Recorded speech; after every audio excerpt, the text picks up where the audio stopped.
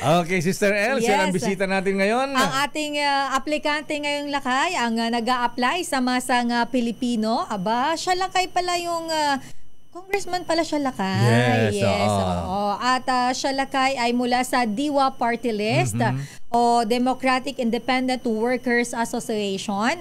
At ang kinakatawan nito lakay, mamaya tanungin natin kung ano-anong sektor.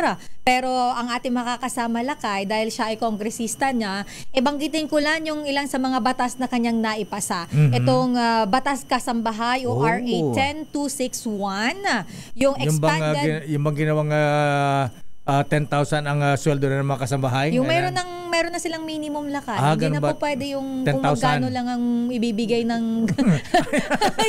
Hindi ba 10,000 napapailing? 7,000. Kasi lakay, may iba-iba yung rate, di ba? May provincial tsaka sa NCR. Okay. At itong RA 11210 lakay, yung Expanded Maternity Leave Law. Sila pa may bill niyan. Yes, lakay, yung First Time Job Seekers Assistance Act. Maganda to lakay, malaking tulong sa mga bagong naghanap ng trabaho. Bakit? Siyempre, pinadali na yung mga requirements nila dito lakay. Akala ginagawang si congressman reference. Pag tinawagan, okay na yan. At lakay, ito yung sila din ang siya rin ang isa sa mga nagpasa nito lakay, yung pag-create ng Department of Migrant Workers DMW. na napapakinabangan ng ating mga OFWs ngayon. Unang sekretary si Toots Ople, di ba? Yes, lakay. Tsaka yung pagpapatibay ng private security industry, lakay. Yes. At yung anti-drunk and drug driving law, lakay. Maraming mga pasaway na nasasampulan nitong batas na to, lakay. Yung lakay, yung defining the role of DOLE on peso and job placement, yung RA 10691. Ang dami niya nagawang batas, lakay. Anti-distracted driving law. Ayan. At marami ay din ng ayaw ng batas na yan. At yung passport validity extension na lakay. Yung mga habang nagdra-drive, gano'n? Yes. Yung mga madalas mag-cellphone. Ay, yung mga pasaway. Ako sila pala may kasalanan. Pero ito lakay yung passport validity extension law na talaga namang malaking bagay sa atin. Ikaw, ilang taon ng passport mo lakay? 10 years na yata. Yan. At marami pang ibang batas lakay, babanggitin niya mamaya yung iba. Ang ating makakasama lakay, ang chairman at first nominee ng Diwa Party List, si Kong Michael Edgar Aglipay. Kong, good morning po. Good morning po, Sister El at lakay Deo. Magandang umaga po. Nembang bigat, Apo Congressman. Ayan, Opo. Ayan, Munti Ilocano, Baset, Apo. Ayan. Hindi po, wala po. Sila kayo na naman, hindi ko na naman naintindihan. Hindi kasi mga Aglipay, taga Ilocos ang mga ito ha? Di ba nga yung namin sa Aglipayan Church, sa Iglesia Filipina Independiente. Super lolo niya itong si Monsenyor Gregorio Aglipay. Opo. Na tumakbong presidente noong 1940s yata. Ayan, tama po. Nakalaban si Manuel Quezon at General Emilio Aguinaldo na siyempre incumbent president noon. Silang tatlo. Pare-pareho mga mason yan. Ang taray naman lakay. Ayan. At ang nanalo ay si MLQ. Ayan. Manuel Quezon. Naging grandmaster ng mga Freemasons. Anyway, Congressman Mike Aglipay, sir. Ano itong Diwa Party List na kinakaton po ninyo? Ayan. Sino ang nire-represent po ninyo? Actually po, maganda yung sinabi nyo kaninang IFI. Yung 2003 po, tinatag po ng mga IFI Leafy ang tawag, lay people of the IFI. Lay ministers? Tinatag nila together with a couple of labor leaders po sa Visayas. Labor po ang focus.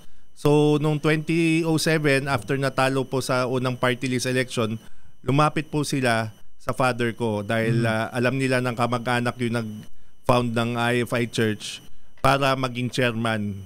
At henceforth po, naging chairman na po yung father ko ng Diwa Party List. Nanalo na po with the involvement of my father ng 4 na sunod-sunod na eleksyon sa party list po. So, ang focus po namin ay yung mga independent workers, yung walang union. Kaya ang tawag po Democratic Independent Workers Association. Yung mga hindi organized. Opo, yun po yung focus namin. Madami na kami pasang batas. Sabi nga ni Sister El, yung mga enumerate niya, konti pa palong yan, madami pa pong ibang labor laws na pasa natin. Ang pinaka nakakalungkot po ngayon kasi sa Congress, dapat talaga ang party list para sa underrepresented at saka marginalized. Pero baka hindi na ako papasukin sa Congress. Majority na po ngayon ay mga malalaking may mga negosyo sa gobyerno. Mga negosyante, mga kontraktor, opo, mga kayo na nagsabi kamag-anak ng mga politiko. Ayan na. Kami po, kasi nahirapan kang magsabi, tinutulungan na kita. Thank you. Thank you po sa tulong. Ayun po, kaya po nag-iba na yung landscape ng party list kasi nandun po kami mula ng 2010. In the span of 15 years po ay super laki ng pagkainaba. So ngayon po talagang every vote counts. Hinahanap na namin, sinusuyod na namin, explain namin, explica yung aming hangarin makatulong sa manggagawang Pilipino. Dahil ayan po ay comprising po ang labor force ng Pilipinas, almost 60 million workers. At si Congressman Mike Aglipay po ay anak ni dating PNP Chief General Edgar Aglipay. Opo, laki Deo, father ko po, only son po ako ni General Aglipay. Only son ka pala. Opo, tumakbo po siyang first time ngayon in 20 years retired in government.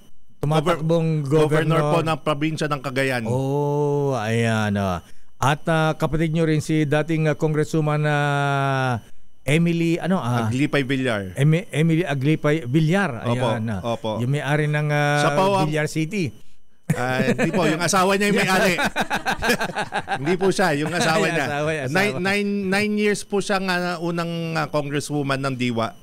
Doon po sila fall in love ni Bayaw. Doon ba sila nagkita sa Congress? Opo, hindi sila magkakilala prior to po. So yung kalahati ng Villar City kay kay Congresswoman Emmy. Baka sa anak niya.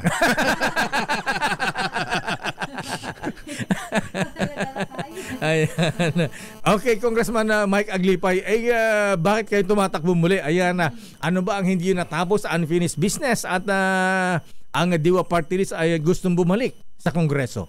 Actually po, kung hindi kami tumakbo, mara-rundown na, magiging 85% na yung mga sinasabi kong nagko-comprise ng party list, Kongs. So tayo talaga independent-minded, sariling pera ang ginagamit natin tumakbo. Meron tayong mga negosyo po, security agency, hindi po tayo, yung binanggit ko, hindi kami may kontrata sa gobyerno. Ang kontrata namin, mga private po, Ayala, big names na reputable companies. Sa inyong Bulldog Security Agency? Hindi po. Dalawa pong security namin, yung Emmy Security Group at saka Aglipay Security Group. Okay. 10,000 po yung guard namin.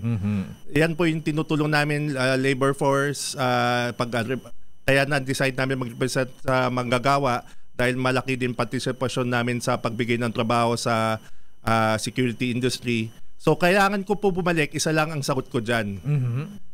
Una ay dalawa pala. Una dahil hindi po nakakapasok na ang mga taong hindi na independente mag-isip na may agenda para sa mga mahihirap at saka marginalized. Pangalawa po, dahil itong security of tenure law na palagi kong pinaglalaban na napasa ko po nung 18 Congress na nagkikriminalize ng tinatawag po ng ENDO at saka yung yung mga hindi po regular, yung mga contractual ay nakakalungkot po. May 24 million tayong contractual na empleyado. Wow. Miski mag 5 years sila, 10 years, 15 years, 20 years in service, wala silang retirement pay, wala silang benepisyo. Walang sick leave, vacation leave. Opo, at saka retirement pay. Yan po nakakalungkot. Yan po yung pinaglalaban ko. As long as hindi yan batas, gagastusin ko sarili kong pera para maging congressman. Kasi kawawa ang mga mga contractual po. So napasa ko yan sa Congress, sa House of Representatives as the primary sponsor, pero natulog po sa Kongreso, sa Senado po. Sorry. Ganun ba? Opo, natulog nung 18 Congress. Wala nagtackle. Akala ko batas na yung Hindi Endo, po. Congressman. Hindi po. Ang nangyari po ng 17th Congress, nung nandun yung sister ko, binito po ni PRRD, binito. Ibig sabihin, hindi niya pinirmahan. Ganun ba? Tapos, nung 18th Congress, ni-revive ko, ni-refile, pumasa lang sa House since, yun na nga, na turnover na sa Senate, wala na, natulog. So binito pala ng dating Pangulong Duterte Opo. ang batas na Actually, magbabawal sana sa Endo. Ayan. opo. Madami naglabi. Malalaking negosyante. Wow. Gusto sana niya pero alam niya na po. Napersa po ng opo. Napersa. mga malalaking negosyante. Opo. Nakakalungkot naman. Nakakalungkot nga. Kaya pala marami pa rin contractual ngayon. Opo. 20 years na. Ayan. Yes. Pati sa gobyerno, marami rin contractual. JO. Hindi kasama ang JO po dito sa batas. Private lang po. Private industry po. Ayan. Of mic ka, Sister Ella. So, itong bill mong Endo na hindi pala naging ganap na batas, Congressman na Aglipay, ipagpapatuloy po ninyo. Bubuhayin nyo kapag kayo nahalal. Kaya wala hindi ko alam kung may nakausap na kayo dito na party list na tumatakbo. Wala nagbabanggit niyan dahil takot sila paglaban to. Ako po, ito pinaglalaban ko. Ito magkaroon ng batas na i-criminalize ang contractualisasyon sa Pilipinas. Actually, malalaking tao po to. Nasa likod nito na they don't want to see the day of light in this batas po. Itong panukalang batas na to. Sino nga malalaking tao yan, Congressman na Aglipay? Ayaw ko nabanggitin. Bakit daw makalabas ng kwarto na to, ng building na to. At kaugnay niyan lakay na isinusulong ni Kong maganda yung of course mahalaga na tayo ay hindi kakaba-kaba kung after 6 months ay may trabaho pa ba tayo. Itong isinusulong niyo Kong yung Security of Tenure Act. So kasabay po ba nito itong batas na nakabinbin ngayon? Ito po, actually, palaging binibinbin yan. Kaya lang yan nagkaroon ng dalawa sa buong 40 years na nakafile yan. Twice lang yan po na-approve ng Congress. Yung 17 Congress, which is 2016 to 19, and the 18 Congress, yung 2019 to 2022. Doon po sa iba, hanggang committee lang. Hanggang committee lang na-approve. Wow. Teka, wala ba yung counterparts sa Senado noong final itong... Sabagay, okay na pala. For signature na pala ng presidente. Kaya lang, binito ng presidente nga pala. Kasi isipin nyo na lang, kung sa construction industry pa lang, yung malalaking pangalan, siguro meron silang construction worker na 30 to 40,000 workers. Isipin nyo kung may retirement pay yun. That is roughly siguro mga 500,000 per person kung mag-retire yan sa average stay. So, kung multiply mo 40,000 workers times 500,000, almost na po yun. I think 2 billion. 2 billion na po yun. Grabe, ha? Malaki ang mga mahirap din kasi lakay, pero kawawa kasi hindi kayo nag-iisa, Congressman. Marami nang kami na-interview tumututol din sa Endo, kaya lang yung natatalo pagdating ng botohan. Ayan, pero yung pala naipasa na, pero hindi pala napirmahan, nabito pala ng Presidente Duterte. Anyway, yung pala ang tunay na nangyari dyan. Anyway, sa ibang issue, Sister L? At ito naman muna, Lakay, pero gusto ko munang itanong kay Kong Lakay, kung gusto po, ay sinusulong nyo po, of course, yung regularization, wala yung mga contractual. Sa ngayon po kung parang kulang sa proteksyon yung ating mga manggagawa. Sister L, yan ang nakalungkot sa Pilipinas. Hindi nila binibigyan yung halaga ng manggagawa kasi the advanced countries po, hindi ko naman sinasabi maging katulad eksakto nila yung pamamalakad nila, pero yung katulad po ng Germany, doon po yung top 1,000 corporation, lahat po required private o public corporation na yung 20% ng board of directors galing po sa union nila, sa labor force nila. So para may boses po ang manggagawa sa board policy making ng bawat kumpanya. Malayo pa tayo doon, pero ang pinaka-basic sana, ito mapasa natin itong Security of Tenure Law, which is kinakatakutan ng mga ating mga malalaking negosyo. Pero if you value your labor force, magkakaroon sila ng yan magiging consumer din ng produkto mo. Sila din bibili ng services at saka mga produkto ng mga malalaking kumpanya na to. Kaso lang masyado natitipid and doon tayo napupunta, parang tayo napupunta sa komunista kasi wala masyadong rights yung mga workers sa communist country. Dito naman tayo sa open societies, open economies. Malayo pa tayo doon. Pero sabi nga, a strong labor force will give a strong middle class. Ang middle class po, kahit saan importante po yan kung gusto natin mag-advance yung country natin na ma-promote sa newly industrialized country to an industrialized country, importante po ang middle class. Abay, mukhang si Congressman Mike Aglipay, parang gusto maging Lech Walesa ng Poland. Ayan.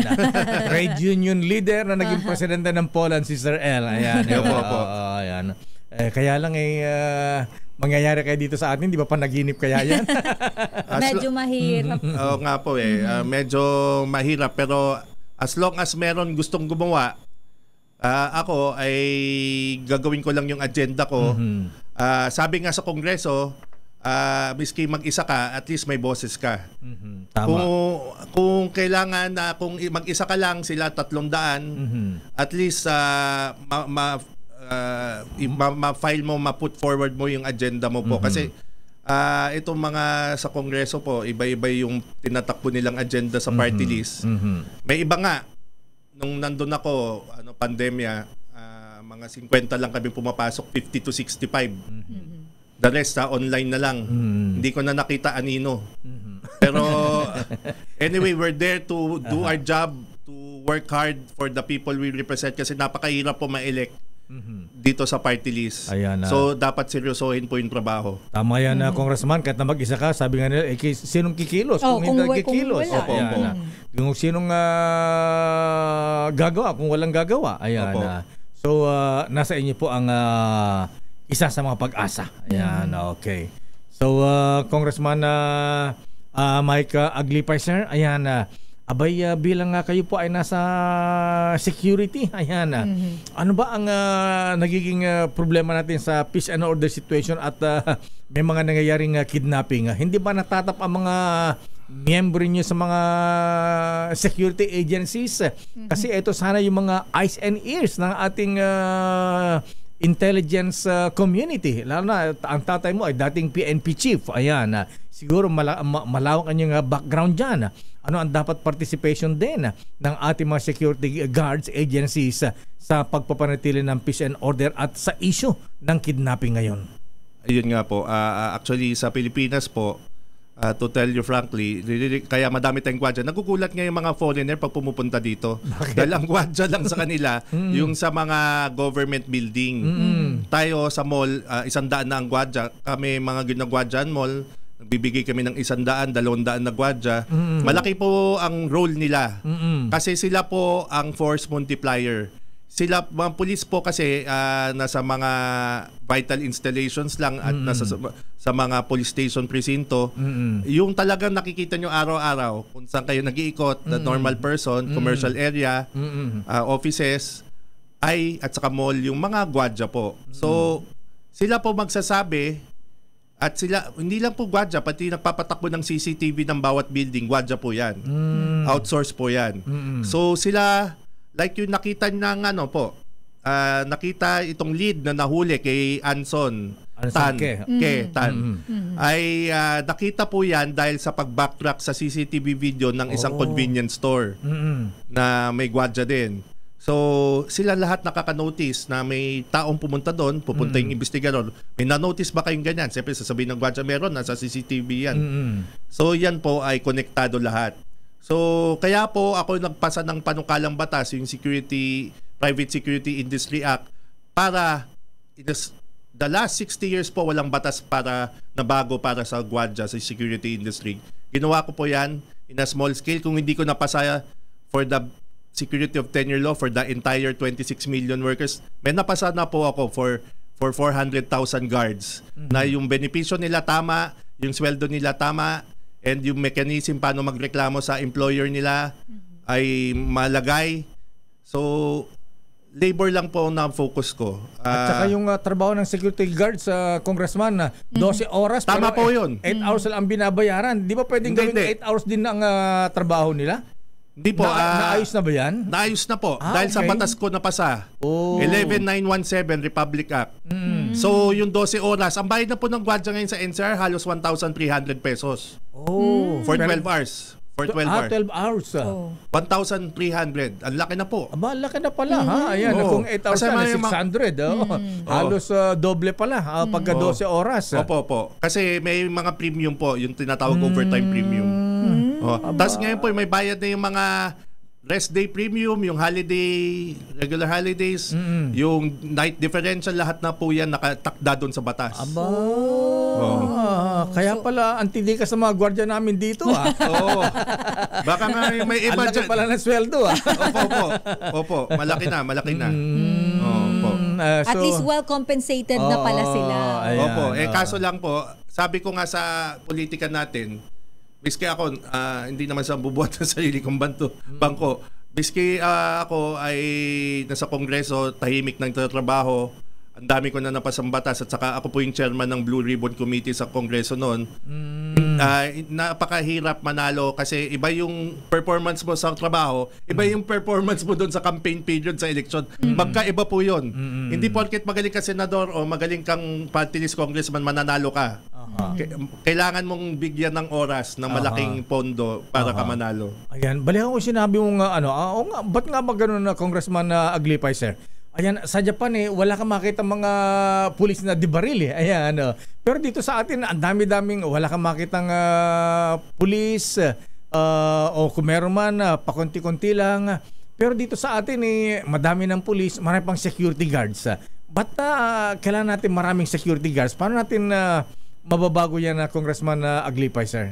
Parang ayaw ko baguhin kasi mawawalan ako ng negosyo Saka marami mawalan ng trabaho sa gwardiya. Marami mawalan gwardiya. Pero ang sagot po sa tanong nyo is dahil po yung mga napakahirap na mga taong inano natin, ito nga ang ayuda. Connected yan sa ayuda. Pag ginawa mong tamad ng mga tao, mag-iisip yan madaling pagkakitaan. So ang pinakamadaling pagkakitaan, high risk, high return, is maging kriminal, mag-kidnap, magnakaw. Gumawa ng masama. So, yung kultura po natin na focus tayo sa instead magtayo ka negosyo, magtrabaho ka maayos. Nasa Filipino culture 'yon, pero nasabitan tayo nitong mga foreign syndicates culture. Kaya nga ito yung nag-kidnapping, yung mastermind ay Chinese. Yun po yung sagot doon. Ayan, nakakalungkot. Anyway, Congressman, meron tayong man on the street. Sino ang magtatanong? Security guard ba ang magtatanong? Alamin natin lakay kung manggagawa. Ayan, kung sino ang magtatanong kay Kong Mike. Nasa ating linya si RH5 Val Gonzales. Val, sino ang kasama mo? Saan kayo ngayon? Hindi ba kayo sa Quezon City? Ano ang kanyang katanungan kay Kong Mike ng Diwa Party List? Val? Congressman Mike, Sister M at Mayor. Eto, nagluluto pa sa mga oras na ito. Itong ating tatanungin, pinasok ko na yung kanyang nagluluto nga. Si Kuyang Sander, isa sa nagluluto ng masarap na ano tong niluluto mo na to, kuya? Isda po, isda. Ayan, maya-maya po. Maya-maya. Sarap yan. Yung maya-maya, mamaya na natin pag-usapan. Ano ang tanong po kay Congressman Mike Aglipay ng Diwa Party List? Gusto ko lang po sana paabot sa kanya na kung sakaling ano po may tutulong sa mga nag-aaral regarding sa K-12. Dahil may bayad. Yes po, may bayad po. K-12. Minsan may mga participant na bibigay sa mga kabataan na nag-aaral sa K-12 na may mga bayad po na galing sa mga ano nila na kala ko po libre. Yung pala po may bayad. Mga project, mga tuition, especially tuition. Public school, kuya, nag-aaral yung anak ninyo or private? Public na po sa may Nabalitis. Nabaliches. Ayan. Pero may bayad po yung pag-enroll po nila. Ganun ba? Oo, bawal yun Ayan, Congressman. Ang sagot po dyan is Manong, bawal po talaga maningil kahit ano. Siguro dahil tinotolerate ng actually dapat nakakakuhang balita diyan dapat is yung city government kasi alam niya na yan na dapat aktuhan nila dahil sila ang may niyan bukod sa DepEd dapat po walang babayaran, zero. Kasi yan po ay libre pag public school miski hanggang na state college and university. Kung magbabayad man is doon lang siguro sa graduation lang yung pero optional yung 'di ba minsan may toga ganyan. Pero yung day-to-day tuition illegal po 'yan. Hindi dapat sa public school na may bayad. Pero nevertheless po kung mabalik tayo sa Kongreso dahil titignan kung gaano ka talamak yung paniningil na mga fees and tuition subsidy galing sa ang nagsasubsidy pala yung mga mismong magulang. So bawal yan, magpapaimbestiga po tayo. Gagawa tayo ng resolution na imbestigahan mga yan. Dahil bawal po yan, the right to education is free and should be across the country in all levels. Anong eskwelahan yan, kuya? Saan balik chess? Ba't naniningil yan? Ano po kasi yung school nila, sir, pag may mga activities, sigati sa mga lalo na pag mga field trip, yun, sa mga optional po yun. Sa mga estudyante, bibigyan nila ng mahirap na special project. Pag hindi nakasama sa field trip, bibigyan ng special project. Kaya napipilitan talaga yung mga parents na pagbayad na lang para hindi na rin mahirapan yung mga estudyante. Sa bagay, pagka field trip talaga, may bayad yan, kuya. Ayan. Actually, ang pwede dyan tumulong po, Manong, is yung DSWD kasi meron silang pondo na educational assistance. Siyempre, kahit sino estudyante, bukod sa tuition fee, may mga gastos. Kung 'di ba minsan nung pandemya nga alam ko sa mga big NCRs na cities katulad ng QC, binigyan nila ng tablet yung mga estudyante para maka-online na class. So dapat po humingi tayo ng kasi may pondo yan, educational assistance sa DSWD po. Malapit pa yan sa inyo. Yung head office po ng DSWD ay nasa Batasan Hills. Sa may katapat ng Kongreso. Ayan. Okay, kuya. Tutukan ni Congressman Mike Aglipay ito. Ayan. Thank you. Ayan, salamat po. Ayan, maraming salamat si Puyang Sander. Pero Mayor, Sister El at Congressman, yung binabanggit nitong naintindihan ko na yung binabanggit nitong si Kuya Sander. Hindi kasi ng public school ay mayroong K-12. Kaya kapag nag-grade 10 na yung bata, lilipat siya doon sa isang pribadong eskwelahan na mayroong K-12. Ang puno-punto nitong si Kuya, paano yung tulong nila? Kaya nga pinag-aaral nila sa public school yung kanilang mga anak, pero dahil yung public school na pinag-aaralan ay walang K-12, mapipilitan silang pupunta doon sa mga pribadong mga paaralan, daw yung subsidy na may bibigay ng gobyerno. Yung pala yung punto ko. Actually, hanggang grade 12 po ay kasama sa public school system po. Kaso lang dahil siguro sa yung iba ay konting classroom, medyo limited yung estudyante sa 11 at grade 12. So yan po siguro na siya diyan na biktima lang siya diyan ng kakulungan. Pero hindi po dapat hadlang yun. Pero Quezon City, ang yaman-yaman ng Quezon City. Opo, Quezon City yung pinakamayaman na city sa buong Pilipinas. Dapat sagot na ng city LG yan, city government. Opo. Tama po. Kung sa Makati yan, may pasapatos pa yan, may school bus pa yan, may jacket pa yan. May school supplies pa yan. May school supplies pa yan. Ayan. Opo. Okay, Val. Ayan, maraming salamat. Thank you, Val. Maraming salamat mula rito sa Quezon City. Back to you, Sister El at Mayor. Ang salamat, Val Gonzales at Kuya Sander. Eto, nung nga palang 2021 ng Congressman Mike Aglipay, naglabas kayo ng public apology kay Pangulong Duterte noon. Matapos masuspende ang pagdinig kaugnay ng utang umano ng Lopez Group sa DBP, Development Bank of the Philippines. O nga, ito ba yung ni-write off, ha? Ano ang naging dahilan ng inyong paghingi ng paumanhin, Congressman Mike Aglipay? Kasi po, yun nga, as the chairman of the Blue Ribbon Committee, tinask ko po yung sarili ko na maghanap nung pag-nominate sa akin at pag-elect ng chairman, ano ba ang pwede kong imbestigahan na isang main issue ni Speaker at saka ni Pangulong Duterte na malapit sa kanila. So hindi po ako pwede mag-imbento kasi pwede ako tumawag na motu proprio pero akin yon, alam nila galing sa akin sarili. So yung may existing doon, meron si Congressman Mike Defensor na resolution na imbestigahan DPP, inimbestigahan ko na kaagad. Kaso lang, nung nag-unang hearing ako, puro wala silang, ang dapat naghahanap ng ebidensya, parang sa kahit sa korte, saan korte, ay yung nag-propose. Siya, yung sabihin, yung ako moderator lang. Yung proponent, yung proponent si Congressman Defensor. Kulang yung ebidensya po, walang mga ebidensya, walang mga resource person. So sinabi ko, I suspend, hindi terminate po, I suspend the hearing first. So, ang nagsumbong kay Presidente, siguro may galit kay Congressman Aglipay at Speaker Velasco na tineterminate ko na. So, nung pagbalik ko, nung nagalit na si Presidente nung gabi, ako yung, 'di ba, yung pandemic nga every night may meron siyang midnight press conference. Ako po yung for that night, ako yung topic. So the following day or the following hearing, nag-apologize ako kasi mali yung nakarating sa kanya.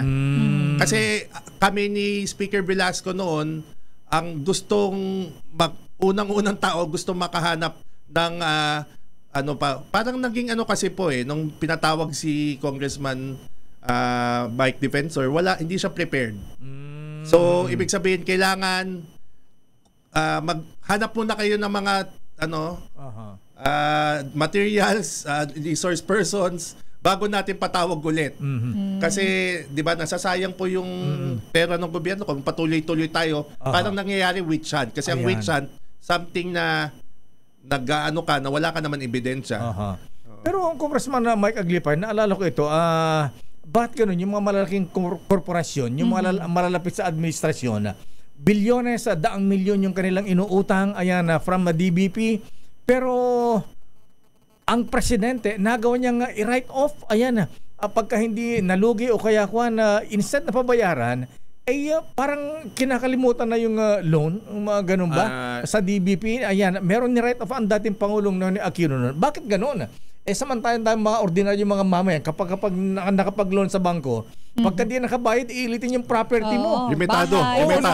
Pero ito, nira-write off, binabaliwala yung pinapatawad yung utang. Ang sagot po dyan, kasi nung panahon ni President Pinoy, or hindi ko lang kung si President GMA, may tinatawag na SPAB, Special Purpose Asset Vehicle Law. SPAB, Yan, ibig sabihin ng SPAB, itong mga bangko, hindi lang naman DBP, lahat pati private banks, BDO, BPI, Metrobank, meron silang tinatawag na non-performing loans. Okay.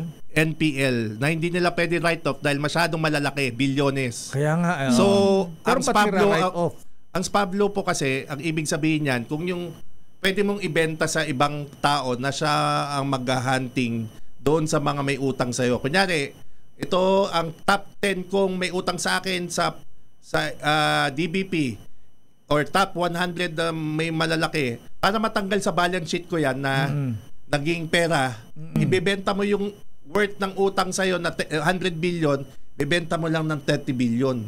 At least may natanggal mo na sa balance sheet mo, ibig sabihin, gaganda yung kumpanya mo, itsura, or pag binasa yan ng kahit sinong analyst, ay wala na, maganda. Kasi wala na doon sa libro mo non-performing loan, nabili na. Nakakuha kang 30 billion, at least may pera ka nakuha. Ngayon yung nagbili ng 30 billion, mabebenta niya yan, hahantingin niya yung mga property or sino man may-ari, makukuha niya for 50 billion. Sisingil siya ng 50. So kumita siya ng 20.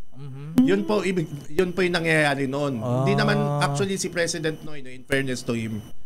Pero yung gumawa ng batas doon, iniisip niya yung lahat ng buong industriya. Hindi lang naman DBP. Madaming nakinabang dyan. Halos lahat. Pero ngayon, expired na yung law na yun. Pero lugi ang gobyerno dyan, Congressman Mike. Yun ang kasalanan ng gobyerno. Pinautang nila yung mga taong malalapit sa kanila. Sabihin natin. Hindi ka na makautang ng malaki pagka hindi ka makautang ng bilyones pag hindi ka malapit sa administrasyon. Government bank yan. Yun yung kasalanan. Hindi yung pag-write off kasi lahat nakinabang Halos 100% ng bangko Na isipin mo lahat ng pangalan ng bangko, ginamit nila yung batas na yan.